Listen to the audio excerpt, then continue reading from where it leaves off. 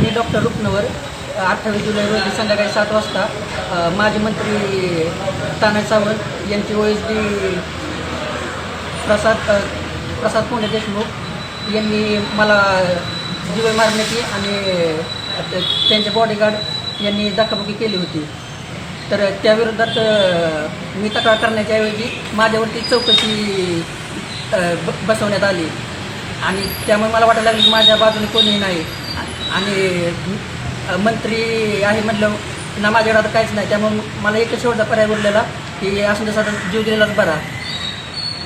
म्हणून मग मी घरी जाऊन सुसाईड नोट्स वगैरे लिहिली आणि सुसाईड नोट्स लिहून मी आत्महत्येचा प्रयत्न करणारच होतो. काय म्हणून माजी मंत्री तानाजी सावंत यांचे PA प्रसाद पोंडे देशमुख यांनी जे अपमानात्मक मला वागणूक केली आणि धक्काबुक्की दिली त्यामुळं माझं मानसिक खच्चीकरण झाल्यामुळे मी सुसाईड नोट लिहिली होती आणि ते स्टेटसला टाकली होती. मला न्याय मिळावा एवढीच एक शेवटची इच्छा आहे.